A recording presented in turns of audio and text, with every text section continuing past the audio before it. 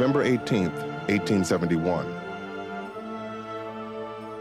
A steamer departs from England bound for the United States. On board are 5 missionary priests of St. Joseph's Society of the Sacred Heart for Foreign Missions. Known as the Mill Hill Fathers, they represent the Catholic Church's most ambitious attempt to evangelize and convert the nearly 4 million recently emancipated slaves in America. Their work will cast them in the light of heroes to some and villains to others as they collide full force with the rampant racism of America in the late 19th and early 20th century. We are about 180 miles from Baltimore, after a voyage which has lasted 17 instead of 12 or 14 days. Whether the rage of evil spirits has stirred up the waters to impede our voyage in unusual manners, I will not pretend to say. Your devoted friend in Christ, Herbert Vaughan, 5th December, 1871.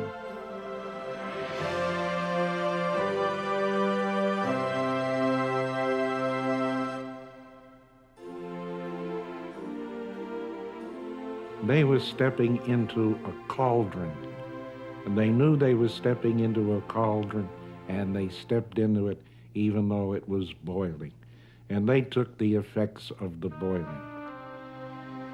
The Mill Hill Fathers had dropped anchor in the troubled waters of a nation still at odds with itself. Some 4 million former slaves had been freed into American society, and the policies of Reconstruction were underway. Policies that raised the heated debate of whether the victorious North should try to change fundamentally the South's political and social standards. The nation found itself embroiled in a philosophical tug of war as Northern sensibilities were pitted against long-standing Southern mores. Through it all, the Catholic Church walked a fine line between acceptance and distrust. As a relatively new institution in a predominantly Protestant country, it was viewed by most Americans as foreign and threatening.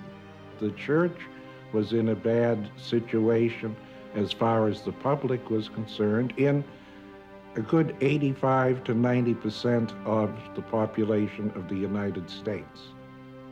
You had many different groups coming in, such as the Know-Nothings, a group that were anti-Catholic and anti-immigrant, wanted to exclude all immigrants, especially the Irish Catholic.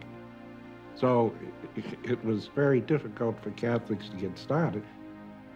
To gain a foothold in this country, the church needed to find acceptance in the midst of hostility.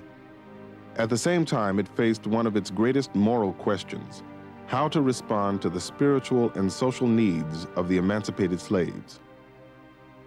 We got to remember the situation. I mean, it's the post-Civil War period, Reconstruction. The Catholic Church was a minority in most of the South. I think in the pecking order of their problems, those people did not figure very highly for a lot of bishops. The church in the South was also, in the words of Randall Miller, a church in cultural captivity. And I think the same thing could be said about the church in the North, for the most part.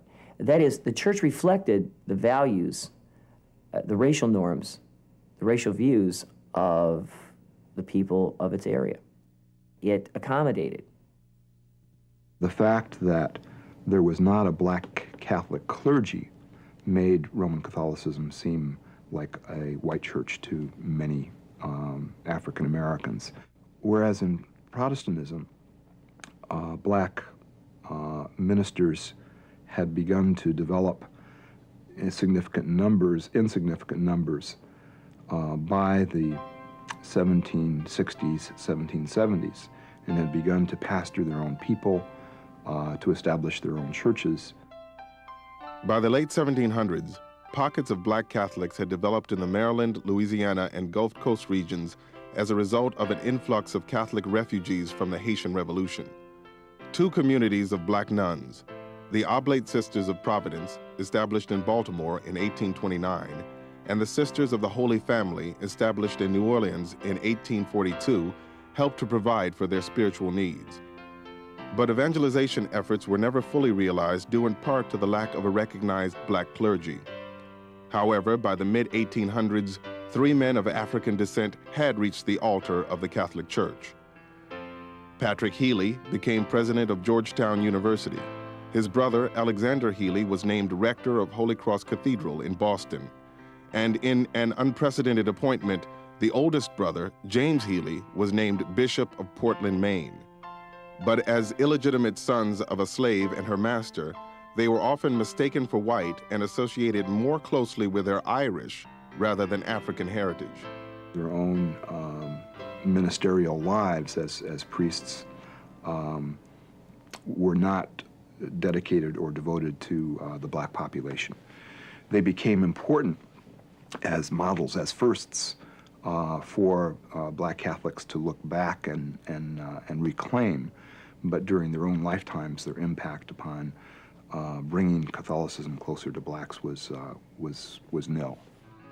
By the 1870s, waves of Catholic immigrants, mostly Irish and German, had flooded the Northeast and pushed the church's population to nearly 4 million.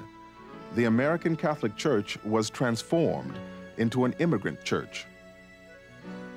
So the primary concern was the care of the Catholic souls that were coming to America rather than the conversion of souls that is generally found in the missionary concept. Well, that explanation cuts in 2 ways. That is, if the church could mount the resources to deal with these new waves of immigration, why could not the church, as a national body, have mounted the resources to attempt to deal with this national crisis of the situation of the freedmen after the Civil War? Perhaps the most serious moral question in the nation's history.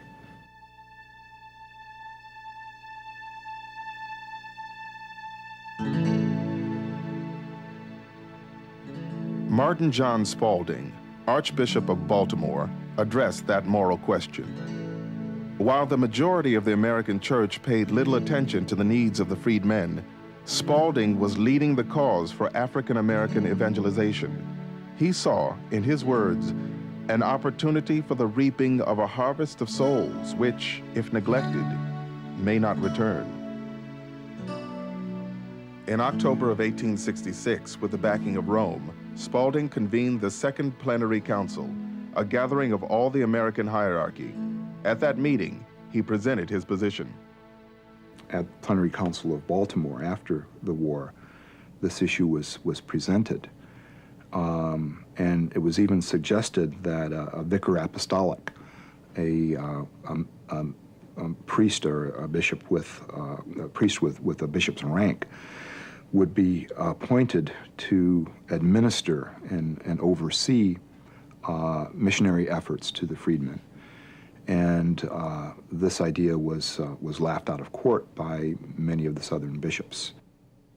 Because they felt that Rome was going to take away some of their jurisdiction. Because some of them said, well, what did Rome want to do this to us? Well, they don't understand what the situation is. However, there were some who really agreed with what Rome wanted to implement.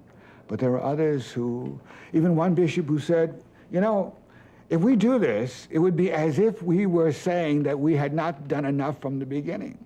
Actually, you were right. As a result, the council ruled that individual bishops should have the final say as to what was best for their own diocese regarding blacks. Spalding would have to look elsewhere for help. 5 years later, in 1871, he found that help in England. The St. Joseph's Society of the Sacred Heart for Foreign Missions, better known as the Mill Hill Fathers, was established in a suburb of London in 1866. To founder Herbert Vaughan, whose intention was to convert Africa and Eastern countries to Catholicism, America represented an abundant field of converts for his African missions. He saw the United States as another of Mill Hill's missionary areas. And here was a great source, all of these black Americans, and he hoped that in evangelizing America, he would eventually be able to get souls and men to evangelize Africa. At Spalding's request, Vaughn and 4 missionaries came to America and settled in Baltimore, where they were given charge of St. Francis Xavier, one of the first black Catholic parishes in America. Before the decade was out, their mission fields had expanded well beyond the boundaries of the city to include parishes in Louisville, Charleston, and in what would prove to be a dismal failure, 4 racially mixed churches and schools in Prince George County, Maryland. By now, the society had doubled to 10 men, but they lived and worked in a bitter, hostile environment, hostile not only toward blacks, but also toward themselves as priests. This kind of animosity towards blacks even existed among white Catholic priests. So much so that the white priest who worked among blacks found himself as much despised and as shunted aside and discriminated against as were his black parishioners. And they were often referred to as nigger priests. The Mill Hill Fathers were operating on the fringes of the Catholic institution. They were missionaries to outcasts and were themselves outcasts among their fellow priests. As a result, they labored in demoralizing isolation with little support, especially from local bishops. Always in this story are the American bishops. And remember, nobody can do anything. And maybe that's too strong, but you can't do much if the bishop doesn't want you to, or if the bishop doesn't support you. And this, I think, is one of the recurrent themes of the Josephites' situation. They were not free agents. They were serving at the sufferance of bishops. For the first missionaries, the lack of support, manpower, and money, coupled with overwork and exhaustion, finally took its toll.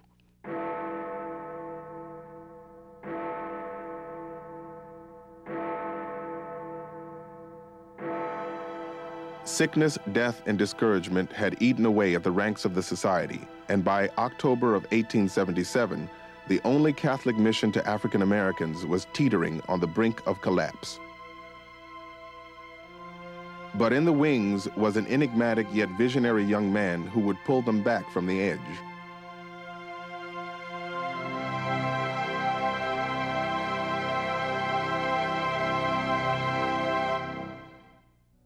John R. Slattery was an only child. His father, a wealthy New York City contractor and land speculator, had wanted him to enter law school and eventually take over the family business. Instead, in 1873, after hearing a sermon by Herbert Vaughan and viewing a parade of African-American members of the Oddfellow Society, he entered the Mill Hill Seminary in England. John Slattery would change the course of things by dint of his personality, of his genius, of his drive. And when Slattery sat in that church and listened to Vaughan and saw the parade of black men and suddenly said, "This is what I want to do with my life," that signaled a change. He was the beginning of a new phase in the United States for Mill Hill. He was ordained at the Mill Hill Seminary in March of 1877. By December of 1878, a brilliant and ambitious 27-year-old Slattery was appointed to replace the former provincial who had left the society in despair. But an abrasive personality would prove too much for his fellow missionaries. They were fed up with him, and that his competence wasn't worth putting up with what they perceived as his overbearing manner and his insensitivity to their hard work, you know, that these guys were working hard, and he was telling them that they were not producing, and they had to work harder. Slattery's intense personality was driving a wedge between him and his fellow Josephites, and in 1883, he was voted out as American provincial and assigned to a new mission in Richmond, Virginia.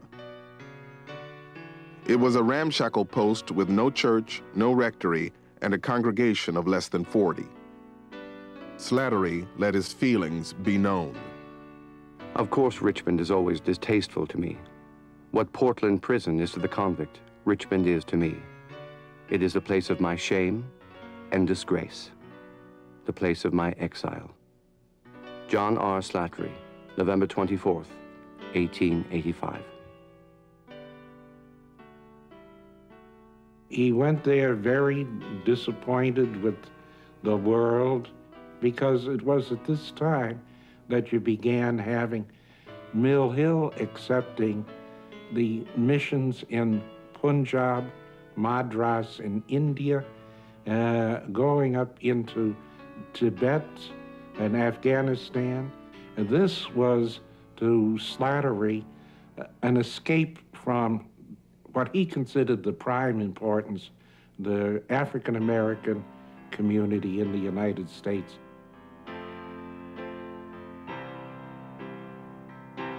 While Slattery was in Richmond, he created St. Joseph's Parish, which was the first real Virginia church for black Catholics. And from that, he developed a rectory, a school, all sorts of activities to encourage the development of black Catholic community, plus going out to the outlying missions. Soon, Richmond became the hub of a mission network that included 8 churches and 5 parishes. It ranged from Alexandria on the north to Jarrett Station on the south, and from Lynchburg on the west to Norfolk on the east.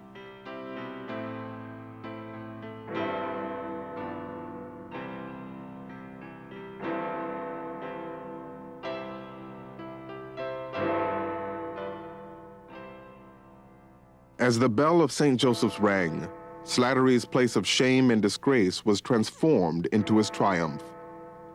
But a new movement was taking place in the American Catholic Church, Americanism, and it would have a profound effect on Slattery.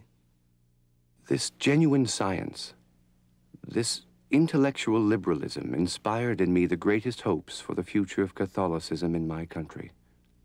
Autobiography, John R. Slattery. Followers believed that a transformed Catholicism, one that was less European in nature and more receptive to American culture, was the answer to solving the political, economic, and social problems of the day, including race problems. Americanism fueled his ambition, and he attached himself to the rising stars of the Americanist wing of the nation's clergy, Bishops Kane of Richmond, Gibbons of Baltimore, and John Ireland of St. Paul, men who saw things his way. One of the reasons that he supported much of the presentations of the pro-Americanist group was they also supported him in his development of a Native American black clergy. He became convinced that the church would not make inroads into the African American community without priests of their own race. So in the mid-1880s, he felt that a way of the future was to promote an African American clergy. A black clergy was essential to the evangelization efforts, but so too was an American seminary that would train men for the American missions. Slattery comes up with the idea that there needs to be a seminary just for Americans.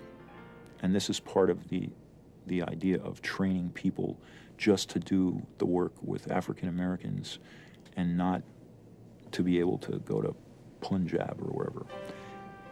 So he hitches his fortunes to this American seminary idea. A lot was riding on the establishment of an American seminary. For the mission in America, it would provide a dedicated source of manpower. For the Catholic Church, it would institutionalize their efforts in the black community. For Slattery, it would get him out of Richmond and take him closer to his vision of an African American clergy. He was convinced that he needed American priests. He was convinced that he needed American black priests. He was convinced that the American apostolate among African Americans would not prosper unless and until there was a seminary in the United States training men for that purpose. And St. Joseph's Seminary was that institution.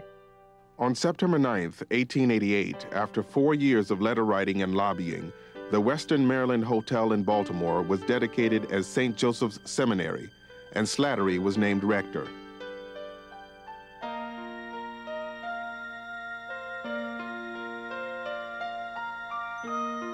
Within 5 years, a new seminary would stand next to the converted hotel as testament to the Black Catholic mission in America.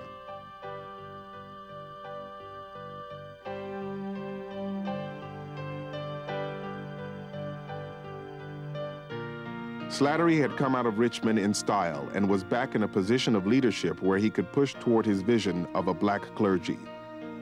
A vision that carried with it special meaning for Black Catholics. Now, for Black Catholics, that had an extra sacramental effect because, of course, Roman Catholicism is a hierarchical religious structure in which the priest is a central figure of power, both spiritual power and ecclesiastical power. So to have a black person as a pastor of a church was symbolically extremely powerful for Black Catholics.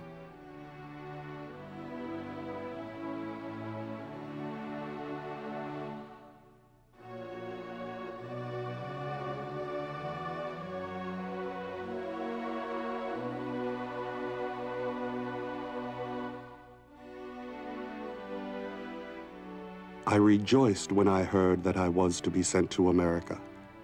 God is over us all, and he has many blessings for men of every race.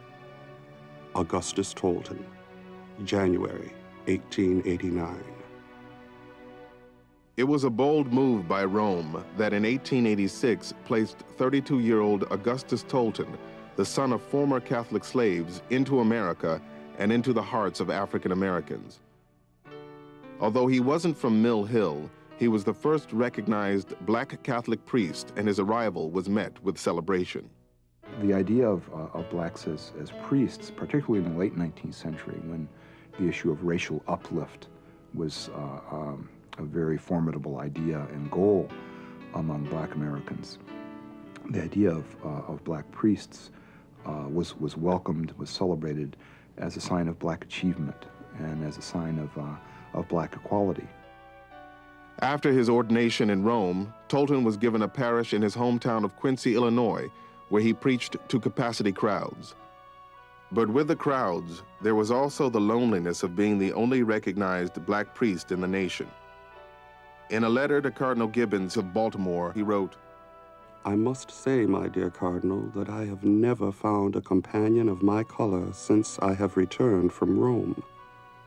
Consequently, I don't think there is a second colored priest yet. I would be but too proud if a second one could be found. I am your true friend, A. Tolton, July 24th, 1888. Black Catholics from around the country were now calling for their voices to be heard. Responding to them was Daniel Rudd, who in 1889 organized the first annual Colored Catholic Congress.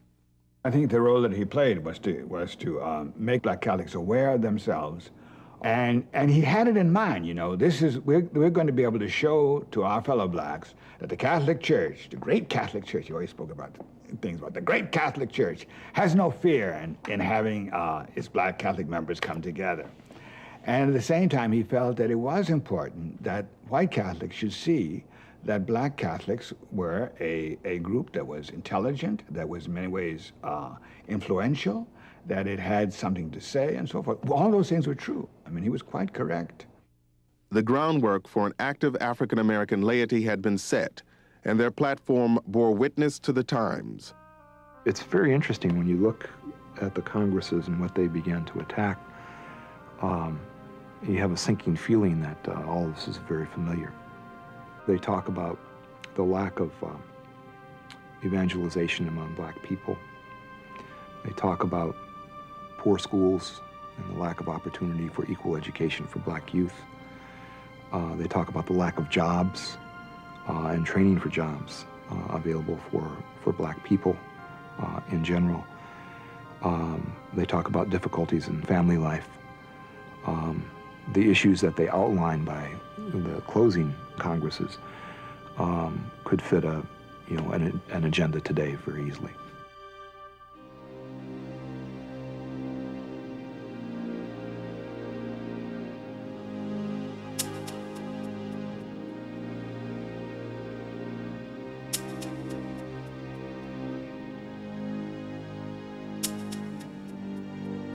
The last decade of the 19th century brought with it one of the lowest points in the history of race relations in the United States. Violence and disenfranchisement of blacks had escalated to an all-time high. You had a wave of lynchings throughout the South. You had Jim Crow, validated by the Supreme Court, segregation, separate but equal, in the Plessy versus Ferguson case, 1896. You had disfranchisement through the grandfather clause, through the poll tax, through the literacy test. So Slattery was attempting to develop black leadership. He's attempting this very radical thing against the background of a worsening racial situation.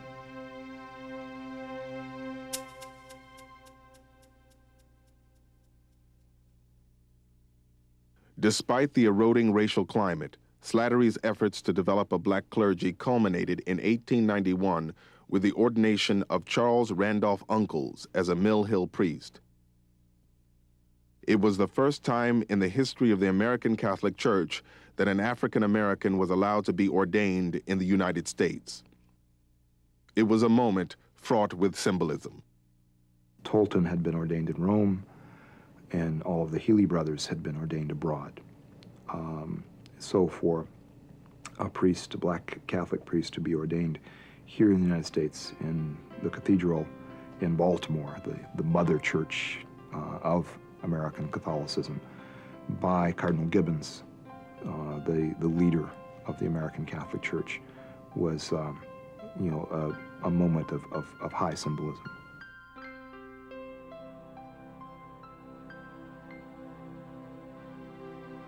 For America's 150,000 black Catholics, Uncle's ordination represented a giant leap forward in the church, a move toward equality and recognition. For Slattery, who had brought Uncles to St. Joseph's Seminary and had paid for the majority of his schooling, he represented the shining example of a black priest. He was intelligent and articulate and embodied Slattery's vision of a black clergy. He had pinned his hopes on the robes of Charles Uncles. Uncles was Slattery's hope as this first African-American priest ordained in the United States. He represented Slattery's hope for a priest who would be high profile, very intelligent, who would carry the word around the South, who would serve as a magnet for attracting black Catholics to the church, who would serve as a magnet for attracting black Catholics to the Josephites. But for Slattery, the future success of the mission demanded not only a black clergy, but also an independent society, one that was separate from Mill Hill in England, one that Slattery saw himself heading up. In 1893, a separation was finally realized, and John Slattery was appointed Superior General. 4 others stayed on with a newly formed American society that was now going by the name of St. Joseph's Society of the Sacred Heart, the Josephites. Among them was Charles Randolph Uncles. Within 5 years, the society had grown to 10 men. Optimism grew along with a mission that now had charge of the spiritual care of 12,000 black Catholics. But as hopes grew, dissension began to set in as the relationship between Charles Uncles and John Slattery became strained. Charles Uncles was a very, very sensitive individual, and he did not and would not play the role of show priest. And he said that very explicitly to Slattery when Slattery attempted to assign him to the South, outside of Baltimore. He did not and would not submit to the Jim Crow situation. Amid the sorrow that I feel at being thus obliged to disappoint you, I endeavored to console myself with the knowledge that you would not knowingly ask me to inflict upon myself years of miserable existence. Your son in Christ, Charles R. Uncles. It was complicated by Uncle's financial dependence on Slattery, especially for the support of his parents. And so on the one hand, he had to come as a supplicant. On the other, he refuses to do what his superior wants him to do.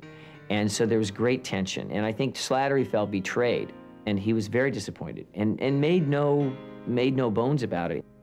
Unhappily, he is shy and possessed with the idea that stage work, such as lectures, etc., is meant to trot him out before the public gaze. White or colored, there is not a man in the United States with greater opportunity for good before him than Father Charles Uncles has. John R. Slattery, December 2nd, 1896.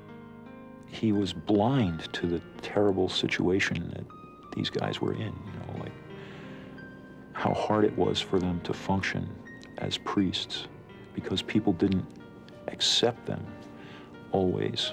Some people did, but they never knew when they were gonna, show up somewhere and have their whole life questioned, And I think he wanted something from them that was impossible for almost anyone to give. To Catholics, the priest was not simply a preacher, but was someone who shared in the priesthood of Christ. He could change bread and wine into the body and blood of Jesus and had the power to forgive sins. He was the messenger of God and the dispenser of his mysteries. And as the age of scientific racism reinforced the popular notion of black inferiority, it became increasingly more difficult for white America to accept the possibility of a black priest. It was a period of new theories of racial and pseudo-scientific theories of racial inferiority, and the spread of old propaganda in the popular media about black people as alternately beasts or children. So this is a period of tremendous tension between the races, a period of rank racism, and in many ways, Roman Catholics simply mirrored that attitude. As society was becoming more segregated, two schools of thought regarding race began to emerge based on the viewpoints of two African-American spokesmen. W.E.B. Du Bois, an intellectual and scholar who helped found the NAACP, advocated protest. On the other end was Booker T. Washington, an educator and community leader who urged accommodation, arguing that hard work, personal morality, and industrial education would eventually lead whites to grant civil rights to blacks. By this time, the colored Catholic congresses, originally supportive of the church's policies regarding African-American evangelization, were now shifting toward Du Bois' philosophy of protest. They began challenging such issues as racially segregated parishes and the Catholic Church's acceptance of the color line, challenges which may have brought about their demise. As time went on, the congresses did become much more vocal, particularly about incidents of racism within the church. They began to collect documentation on instances of racism with the intention of sending those to Rome for redress. So the turn towards protest and the turn towards accusing the church in the United States of not living up to the ideal, I think undoubtedly had something to do with the end of these congresses. But during their 5 years of existence, they had succeeded in laying a foundation for future black Catholic movements. They proved beyond a doubt that an active black laity existed, and they challenged the church to face racism within the country and on the altar.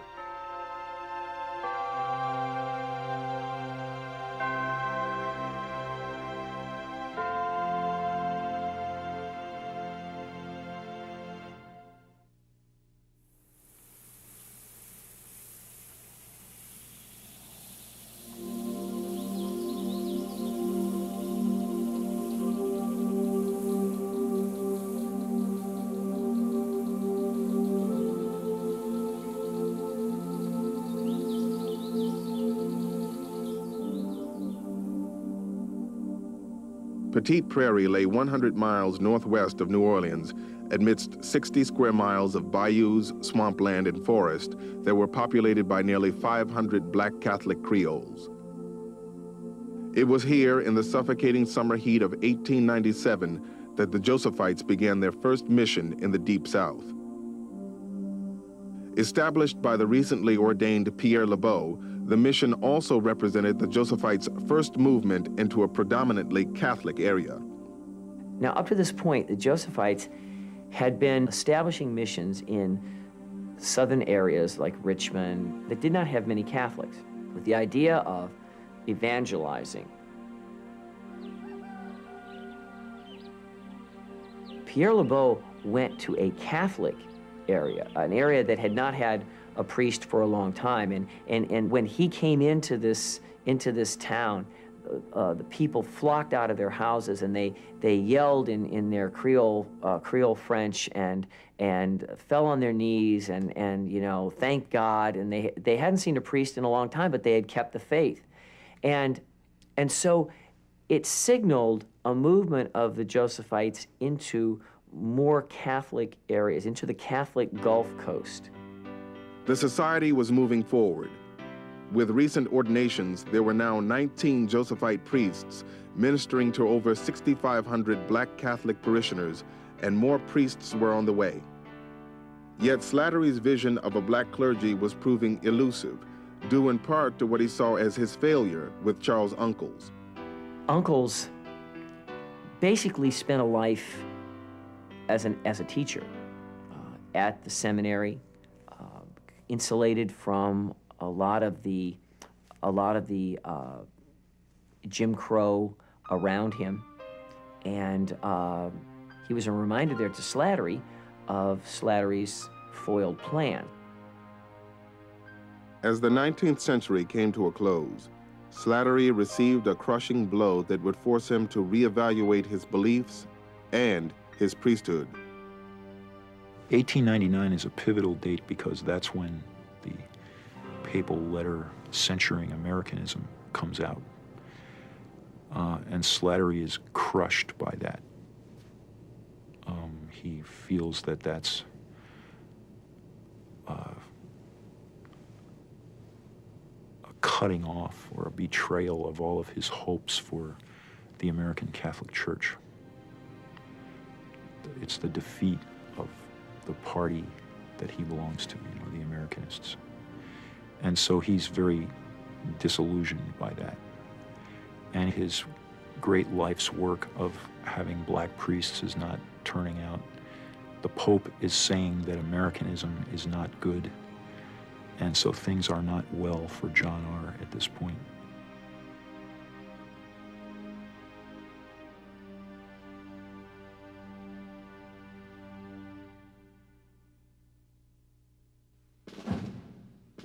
As the nation embraced a new century, John Slattery was ready to let go of the Josephites and the church. It was 1902, and the Josephites were about to ordain John Henry Dorsey as their second black priest. On the surface, all seemed well. But the events of the last decade had turned Slattery into an emotional time bomb, and he chose the occasion of Dorsey's ordination to explode. I think his day-to-day working in the Black Apostolate, as he called it, was a source of scandal to him. That is, he saw firsthand the opposition, oftentimes unstated, oftentimes sub rosa, oftentimes indirect. He saw the opposition of clergy to the whole notion of black priests. He saw the opposition of clergy or the indifference of clergy to black Catholics. That experience of racism in the church scandalized Slattery. And for all of his worldliness, for all of his learnedness, for all of his intellectual pride, I think that that's an important factor. And that factor aided him, and he exploded in 1902 in that sermon at Dorsey's first Mass. Slattery unloaded with a sermon that took aim at Catholics and Catholicism. Especially explosive were his words regarding morality. We do not believe that whites can afford to throw stones at blacks on this point. Mulattoes and such folks do not drop from the skies. If the stand which is alleged as necessary to take nowadays To deny orders to blacks because there is some danger of them falling away, if that stand had been taken with white clerics, Catholicism would have been dead before Luther's time. John R. Slattery, June 22nd, 1902. The sermon reverberated throughout the Catholic community and shook the Josephites to their very foundation. It left them in confusion and disarray, and in 1904, Slattery officially announced his retirement as Superior General.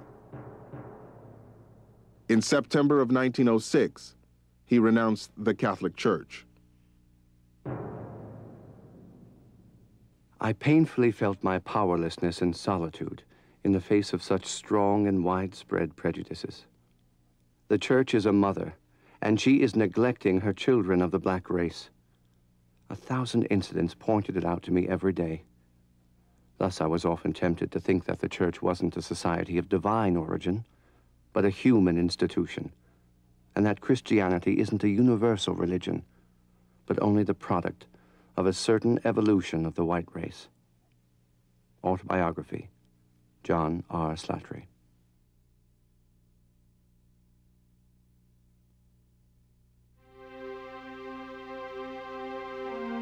The years following Slattery's departure were a time on the cross for black Josephite priests.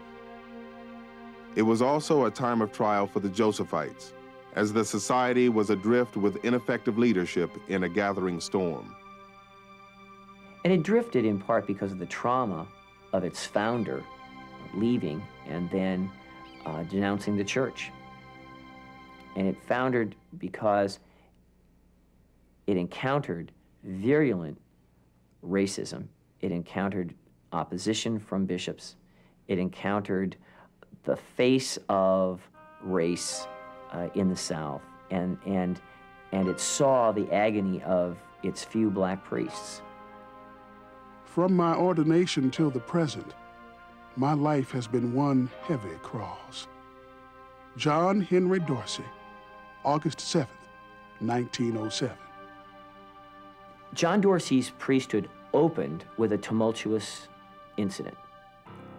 John Slattery's sermon, in which he excoriated the hierarchy, excoriated the church for its lack of support, excoriated the clergy for their hostility to black priests. Now, you can imagine that a lot of Southern bishops were not real pleased with this sermon. And Slattery attempted to assign Dorsey to Montgomery, Alabama, before getting the bishop's permission. The bishop refused permission. And so from the beginning of his priesthood, John Dorsey knew rejection. He was then stationed at St. Peter's in Pine Bluff, Arkansas. In Pine Bluff, Arkansas, Father J.M. Lucy had started his own black mission, and he didn't take kindly to the northern black priest who was assigned to take it over. When John Henry Dorsey was in Pine Bluff, he was taken over, the apple of the eye of Father Lucy, who had started the black mission there in Pine Bluff, and he always considered himself the autocrat who ran it. And he had problems with the white Josephites that were there, but he had special problems with Dorsey, the black priest who was there. Lucy, vicar general and pastor of another local parish, saw Dorsey as a subordinate rather than an equal. Bent on his removal, he accused him of an illicit relationship with the housekeeper, and ultimately, Dorsey was removed at the insistence of the bishop. There wasn't a fiat that said, you know, you gotta take them. And even bishops were not about to accept him on a par with white priests. And it must have made Dorsey just awful, you know, must have had an awful effect on him. I don't know if I would have survived because it took an awful lot of guts to take all the abuse that they took directly and indirectly and still remain fully functioning priests. It made life difficult for Dorsey at the time and all through his priesthood. If the powers that be decree I must be sacrificed, I suppose I shall have to yield. Yet I think that a good public fight would help the cause immensely.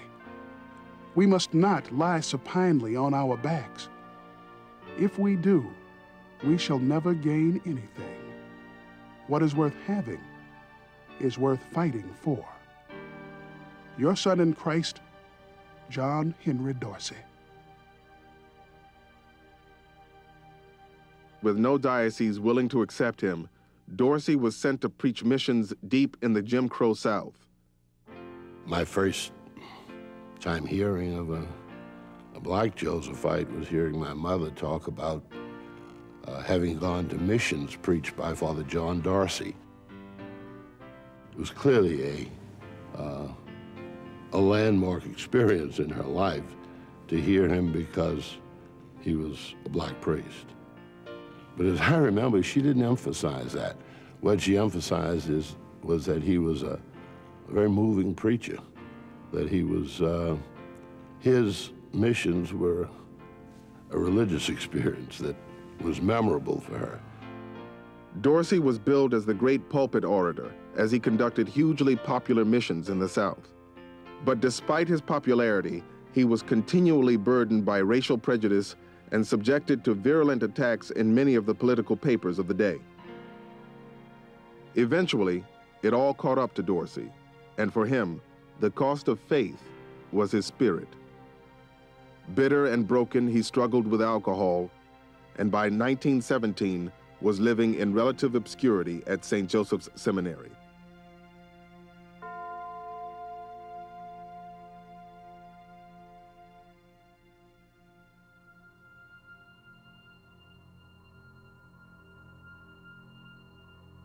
In 1905, on a deserted road in Pointe Coupee Parish, Louisiana, just north of New Orleans, Albert Plantvin, a black Protestant minister, was murdered. His dead body and the carcass of his horse were left in the road as a message to other blacks. His brother, John Plantvin, a young seminarian at St. Joseph's Seminary in Baltimore, was just 2 years away from becoming the third black Josephite priest. Shortly after his ordination, he was assigned to travel the mission circuit with white classmate John Albert. The two headed south in separate rail cars.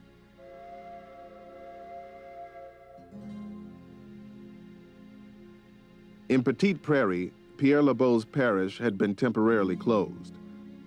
A crop failure in 1908 had saddled his congregation with debt, forcing them to sell their belongings and migrate to other areas. By 1909, Lebeau was looking for new mission territory. At the same time, in the Diocese of New Orleans, parishes were going through tremendous change. Churches which had been interracial were now being segregated.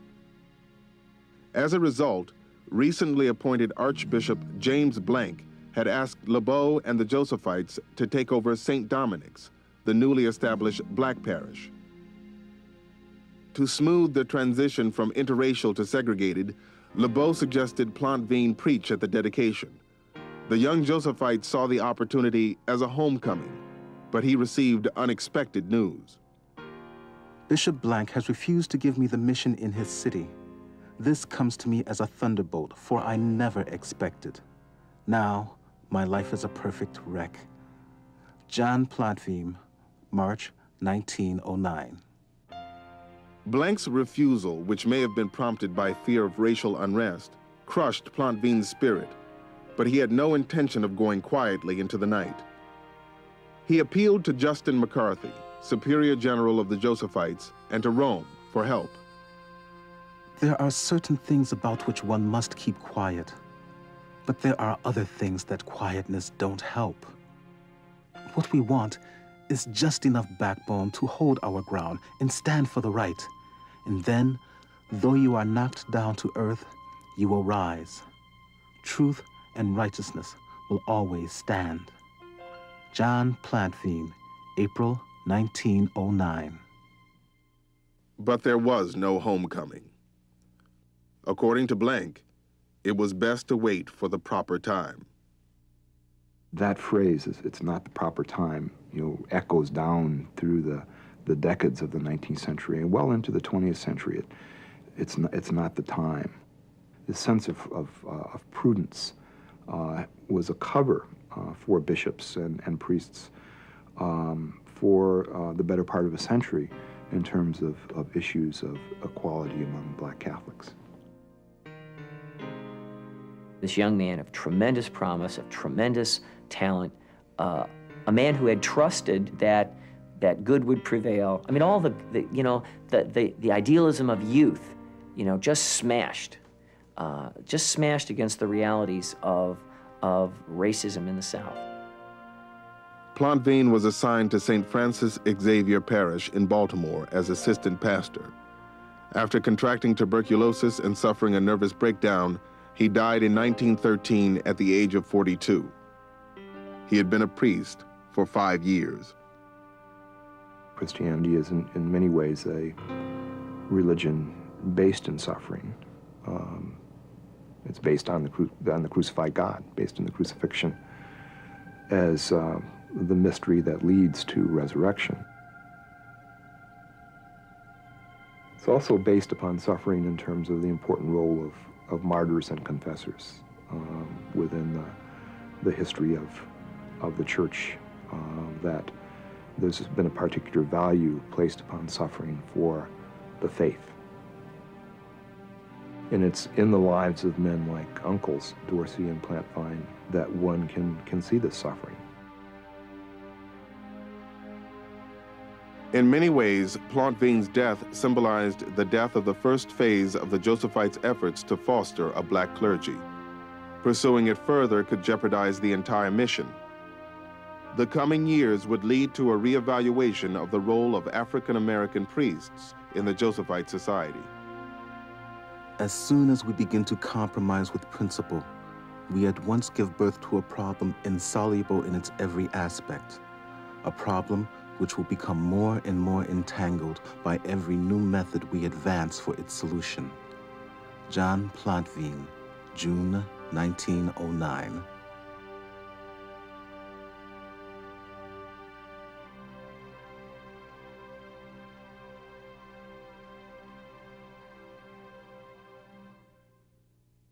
At the helm for the Josephites now was Louis B. Pastorelli, who took a far different position in regard to the role of black clergy than his predecessor, John Slattery.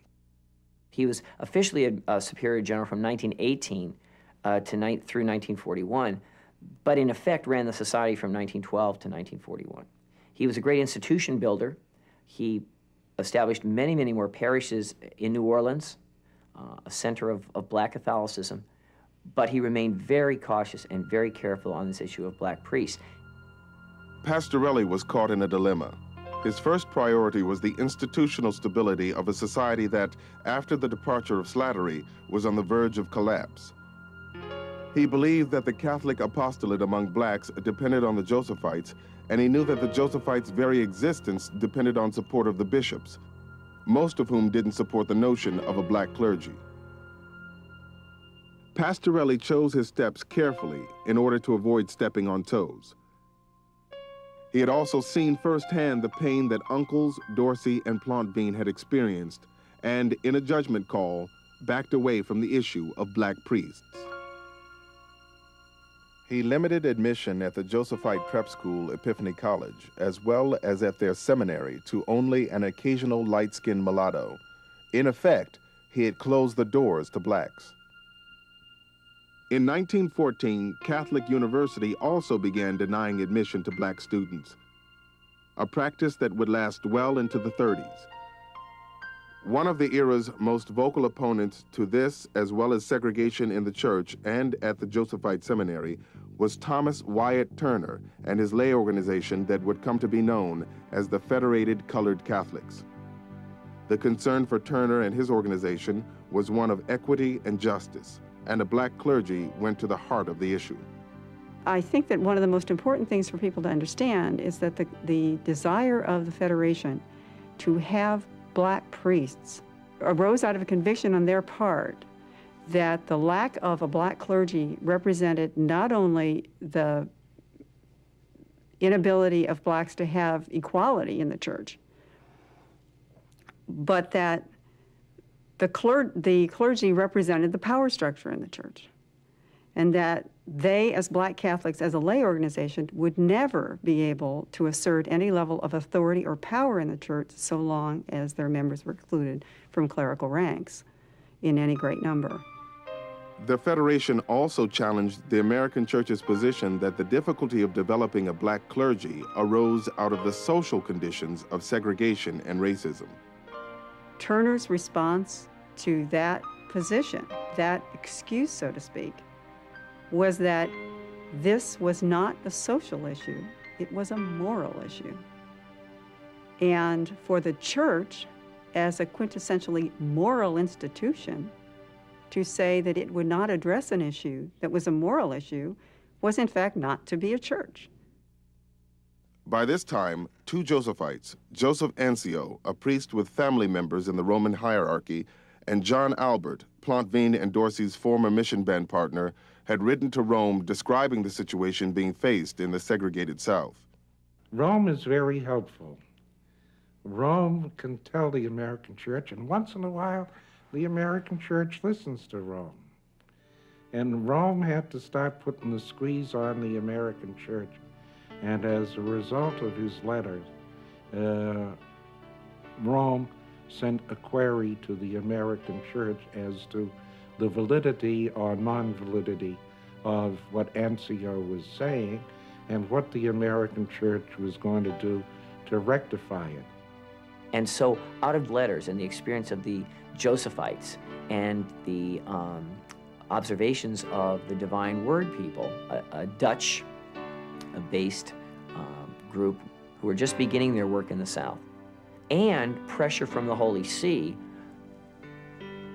pressure began to build on the American church to do something about providing for a native clergy. So all these factors were coming together, and they would eventually produce St. Augustine Seminary in Bay St. Louis, Mississippi, established by the Society of the Divine Word Missionaries. The establishment of the all-black seminary in 1920 brought with it a sigh of relief from Pastorelli, who was more than willing to pass the baton to the Divine Word people. But he expressed concern that they too might face opposition from Southern bishops if attempts were made to place black priests in American dioceses. A Negro clergy must eventually come. How and when it is to be brought about is the problem. We have had 3 colored priests, but could find no permanent place for them outside the Baltimore diocese. The fathers of the Divine Word should be certain of placing them, or else it would be a sort of martyrdom for those poor colored men raised to the priesthood. Louis B. Pastorelli, February 25th, 1920.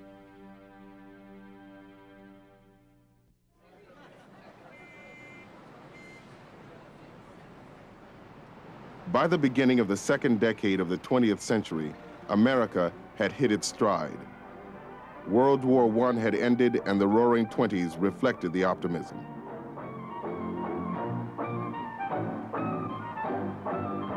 In the African-American population, a renaissance was taking place as black music, art, and literature began to grow in popularity. The 20s and 30s were becoming the gestation period for the civil rights movement as black culture began to assert its equality and its value on the American scene. You can see the beginnings of a kind of a cultural assertiveness on the part of blacks. Black writing begins to attack the racial problem. You begin to have writers appearing like Langston Hughes and others who began either subtly or in some cases, with outright obvious prose attacking the racial situation within the country. So in that sense, I think you can see the beginnings of the civil rights movement.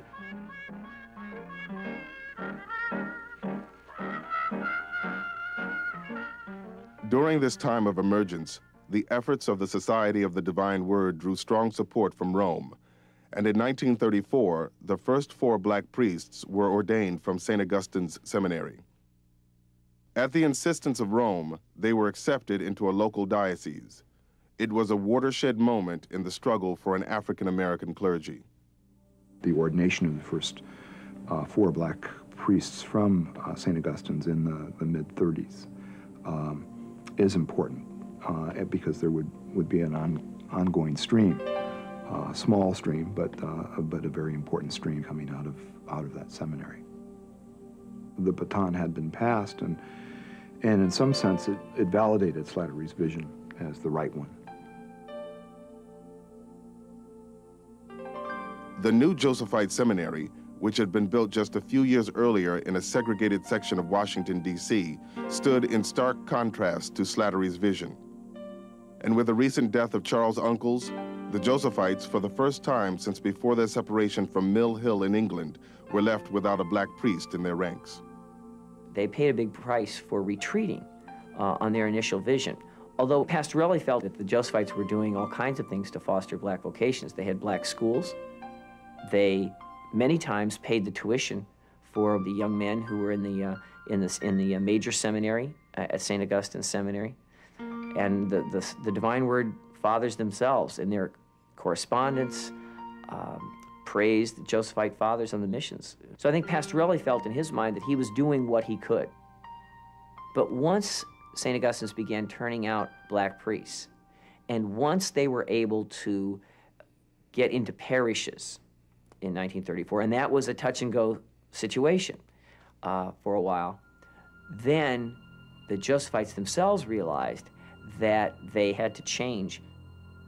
We have allowed feelings, yes, even I will say prejudice, to blind us to our own best interests. Time to arise and wake up to the present and coming conditions. Louis B. Pastorelli, April 30th, 1936. By the end of the decade, Pastorelli was ready to step down as Superior General. Despite his sometimes controversial career, he had overseen an era of unprecedented growth in the society. By 1941, between parishes and schools, the Josephites had the care of almost 1/3 of the nation's 300,000 black Catholics. This was almost as a matter of course. When the Josephite parish started, there was a school started. I really don't believe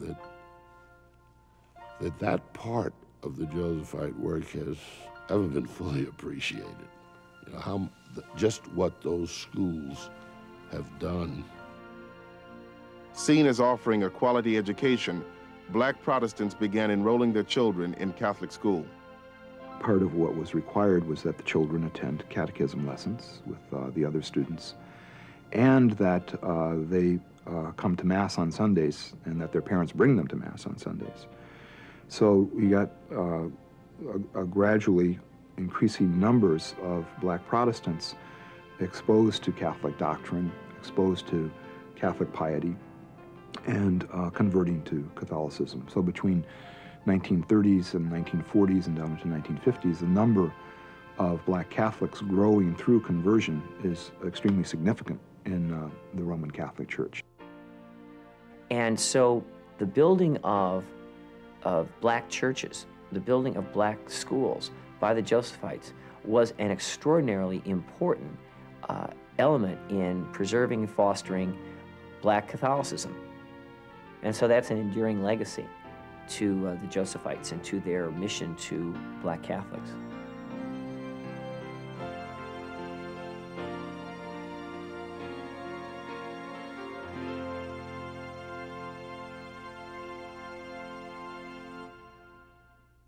I pledge myself to a new deal for the American people. The 30s and 40s saw dramatic changes in American society. The Roosevelt administration ushered in the era of the New Deal, helping America to prosper on the heels of the Depression. Blacks had also begun to make significant strides in jobs and wages as a result of the Committee on Fair Employment Practices. The armed forces began the long process of integration, and Jackie Robinson had desegregated Major League Baseball. And the Josephites were ready to re-embrace and rededicate themselves to establishing an African-American clergy.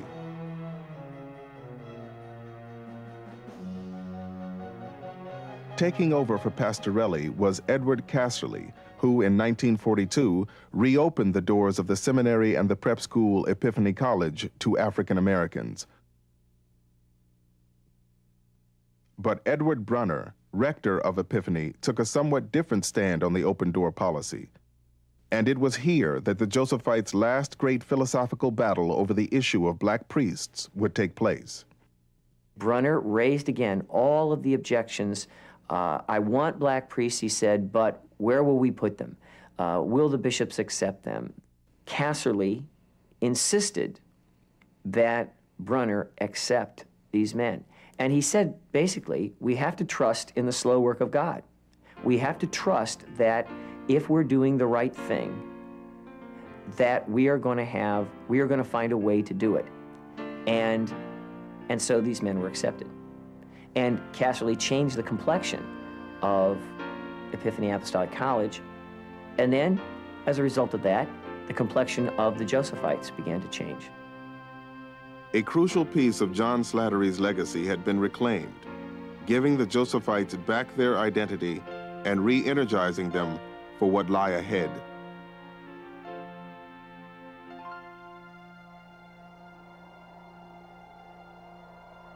Change was in the air. Civil rights came in on scolding winds and settled at the forefront of the American consciousness. And a reinvigorated Josephite society embraced the times.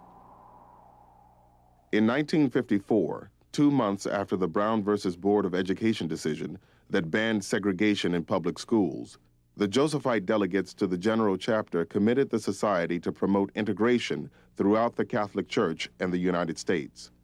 They called upon their fellow Josephites to lead the fight in securing a full Catholic and American life for blacks. For us, the goal of the social goal that would be also the Christian ideal is that there would be a world, a society where color didn't matter. Everybody was the same. And at that time, the Josephites were really in the forefront, more so than anyone else, in pressing for integration. The white diocesan clergy was totally indifferent. They were socialized in a system where there were patterns of behavior which were expected of them. And they were socialized in a society where nobody should break ranks. And if you as a white person broke ranks with the culture of white supremacy, you were looked upon as a troublemaker.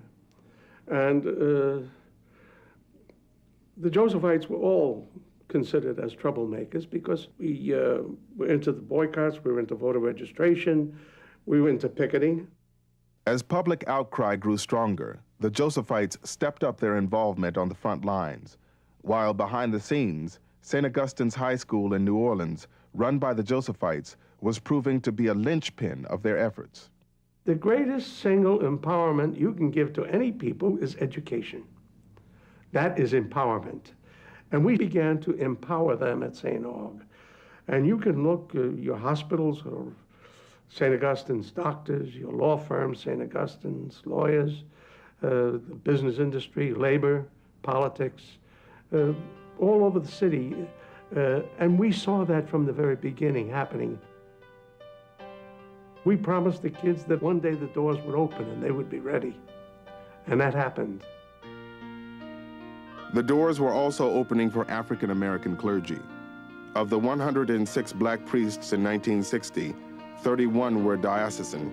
The remaining 75 were from 17 religious communities, of which the Josephites claimed 5. The most they ever had in their society at one time. They looked ahead to the dawn of a new day with a renewed sense of optimism. But on the horizon, the best and worst of times awaited.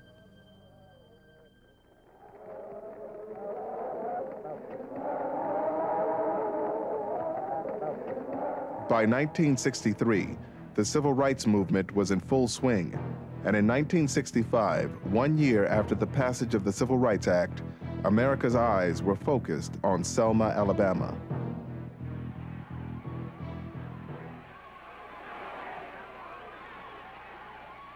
It was here where police beat and tear-gassed voters' rights demonstrators as they began a 50-mile march to Montgomery. Johnson has just ruled that we have a legal and constitutional right to march from Selma to Montgomery.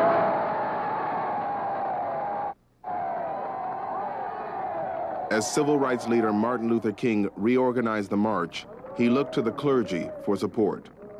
Martin Luther King called for the clergy to come because the Second Vatican Council had really begun to give a certain consciousness to everyone about the position of the church regarding questions like race.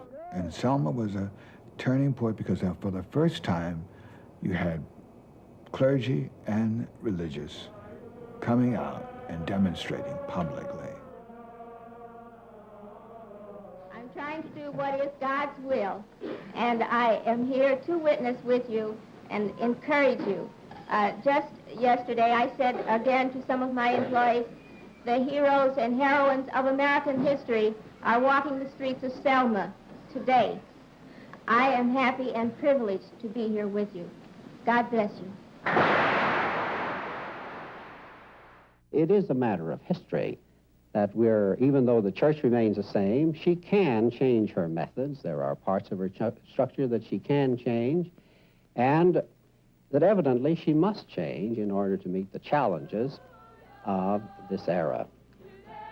The Catholic Church had been profoundly altered by the Second Vatican Council, initiated by Pope John XXIII, as Catholics attempted to adjust to the changing times.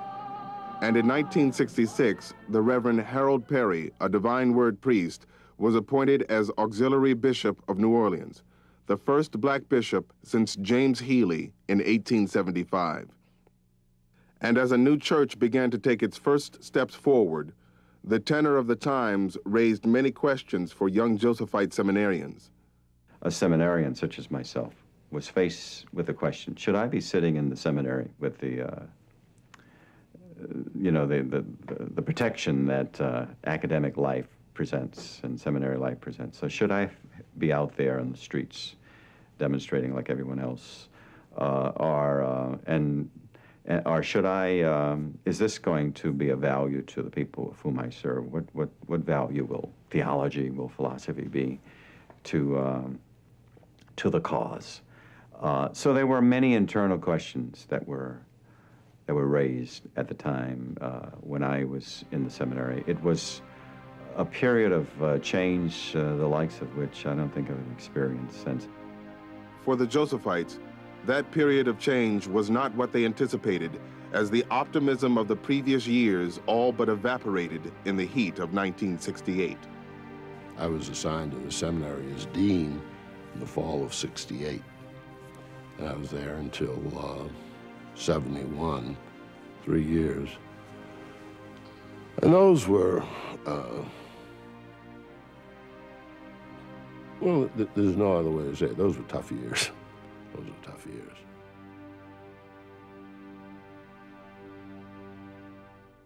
In April of 1968, the gathering of the first Black Catholic Clergy Caucus was held in Detroit. It marked the first time that African-American priests had ever assembled in one body. In many ways, however, it reflected the anger and frustration that had been simmering within the souls of African-Americans. Yes, we have to start putting the blame where it belongs. We got to stop saying we lazy, because, baby, it's our sweat that built this country while they ride around in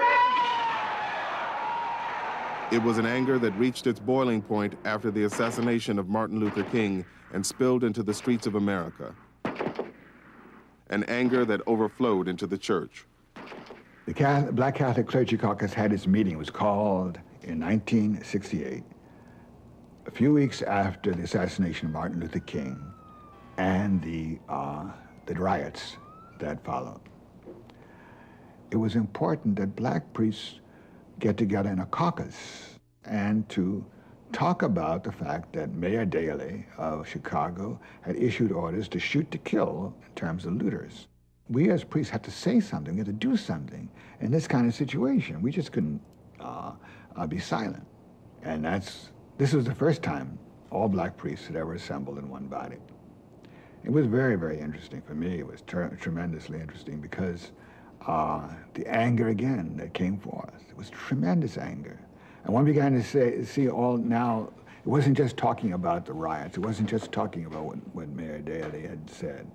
It was a feeling, what are we as black priests going to do in a church in the United States?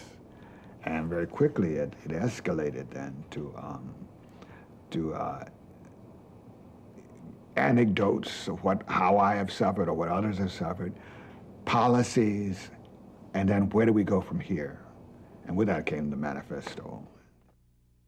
The church was called a segregated institution, a racist institution, which was a very strong statement. First of all, because one did not criticize the church openly, under any circumstances, for anything. And secondly, because it was called racist at the time. And the prevailing feeling was that we've done all of this stuff for you guys, you know. We've taken care of you through all of these years, you know, in these parishes and in the seminary. How could you betray us this way, you see? And how could you let us down? And how could you come out with such an outlandish statement? Look at all the good we've done, and so forth and so forth. It had the effect of, again, raising the ante a bit in terms of the church's view of itself. And it was one of these things that when the profound sense that times were changing, it was almost a revolutionary change that was taking place. And the old order was shaking at its roots and being pulled from its roots. In the halls of the seminary, tension had begun to mount between younger seminarians and older Josephites as both wrestled with the implications of the new Black Power movement, the war in Vietnam, and the changes sweeping both the nation and the church. And the Josephites suffered the effects of the fallout of one of this country's most turbulent eras. In 1968, out of 36 students enrolled at the seminary, about 1/3 were African American. But by 1970, seminarians, both black and white, had left in record numbers as a crisis of faith began to take its toll. The turmoil was not just in the black community. There was turmoil in the white community, a loss of faith in a lot of values, a lot of structures. So we were part of that whole scene. Black seminarians were not the only ones who left seminaries. Black priests were not the only priests who left the priesthood. There was a whole business going on, a little bit of which was contagious. The years between 1968 and 1971 decimated the Josephite Society, culminating in the closing of the college to seminary training. We did devise another educational scheme for the seminarians. They were to go to Howard University, major in sociology, and take their scholastic philosophy at Catholic University. That is the agreement that was approved by the General Conference in the summer of 1971. So in effect, I closed the books on St. Joseph Seminary College of Washington, D.C. June of 71, the last degrees were awarded. We put the files away. They were consigned to the archives, and that was it. I was no longer dean because there was no college to be dean of. Just 2 years earlier, American bishops had responded to the rising aspirations and expectations of black clergy and laity by establishing the National Office of Black Catholics, helping to redefine the black Catholic identity. The Josephites responded by redefining and refocusing their mission with a chapter of renewal that had been ordered by Rome. Rome insisted that every community re-examine itself and look at its aims and goals of its founder, how it has kept the aims and goals of its founders and what they should do to make those aims and goals pertinent to the present time. So that, to me, the most significant thing that's happened has been the chapter of renewal and its revivifying of the spirit of the Josephites, that we are missionaries dedicated to the African Americans in the United States. And this is our prime work, period. Throughout their history, the Josephites were at the point of an historical dilemma where church and race intersected, asking the church to understand and meet the needs of those at its fringe, just as it understood and met the needs of those at its core. And for too long, the church in America said no, when the only moral answer was yes. And in their struggle to establish an African American clergy and to gain rights for African Americans, they experienced the pride of leadership and the pain of conformity, the loneliness of isolation, and the suffering of those they served. The Josephites, on the one hand, were seen as agitators, as people who went too far, as people whose timing was wrong. And on the other hand, and more insightful and I think more visionary church leadership, were seen as people who had gave the church some credibility and perhaps had some answer to some of the questions that society was raising. Despite their frailties and human weaknesses, the Josephites gave the Catholic Church in America a degree of credibility when it was so desperately needed. For the Josephites and for African American Catholics, the faith endures.